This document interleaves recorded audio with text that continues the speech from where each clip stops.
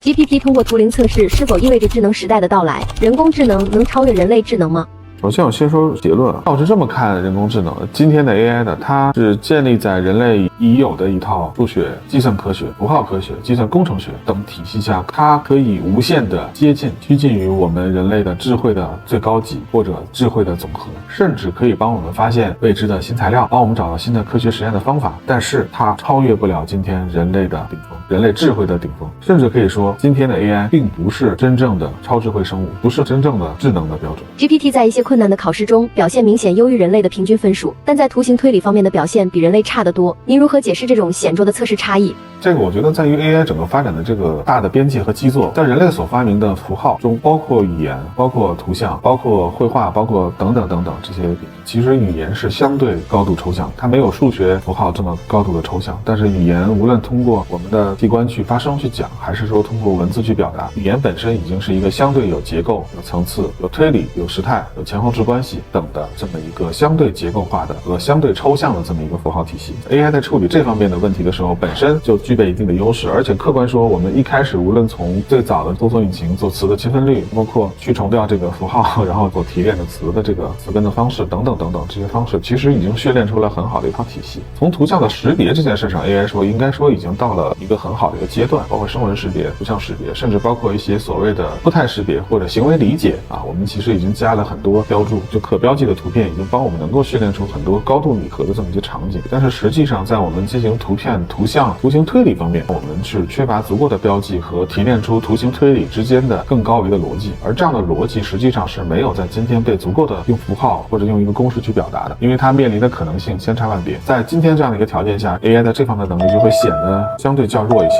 但是我认为这个在未来的突破中会有很快的一个进展，在图形推理上、迁移学习上，甚至零次学习这些角度，我认为 AI 在未来的5年都会发展到一个非常非常领先的高度。但是在真正的智慧层面，它依然突破不了那一层瓶颈，就那个天花板在今天的条件下依然是永远存在，这是我目前的一个判断。另外一个观点就是它一定会超越绝大部分普通人，这个我认为也是必然存在的。在什么情况下 AI 可以超越人类智能？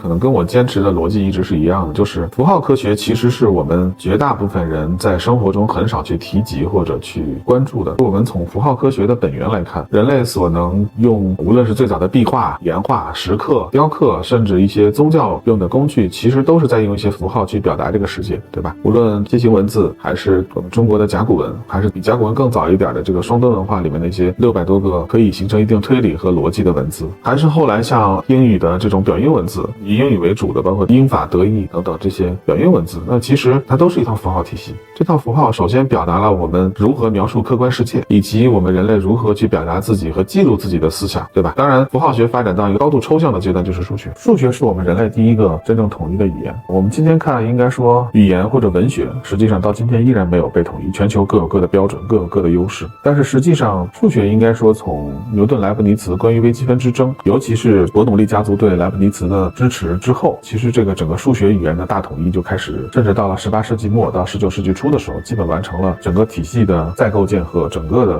大统一。我们回到一个问题来看，无论从符号科学、数学还是语言文字，我们但凡人类能用任何一种符号或者任何一个公式或者任何一个文字表达写出来的、书写出来的和我们用嘴讲出来的，其实都可以被今天的 AI 不断的去拟合和达到那个最佳的状态。甚至在我们在已知世界之外有未知的部分，但是可以被这套符号跟数学体系所标注的，我认为未来 AI 也会发挥它巨大的作用。如果突破不了符号学和数学这2个大的桎梏，即便在计算科学和计算工程学上有重大的突破， AI 真正实现智慧化这件事本身也是比较艰难的。当然这个里面还有2个弯道超车的可能，就是在量子力学和量子计算方面，如果我们真的实现了突破，那这件事就很像当年图灵和冯诺依曼在实现计算科学和计算机工程学，包括实现电脑整个框架的这个时候所做的工作一样。我可以不了解人是如何进行记忆、存储、推理、搜索、关联等等，甚至删除等等过程，但是我用2元化的方法可以实现这个方式，那这个其实是从另外一条道路去超车。因为今天人脑依然是我们目前人类所能触及到的设备中，目前来说在抽象思维、创新思维、智慧化方面耗能最低的一个的设备。我们人脑实际上已经进化了这么长的时间，至少数百万年的时间，在人脑的进化过程中，我们有没有可能能用更多的科学化的方法找到人脑，尤其在新皮质的新的功能上的一些发现？我们有没有可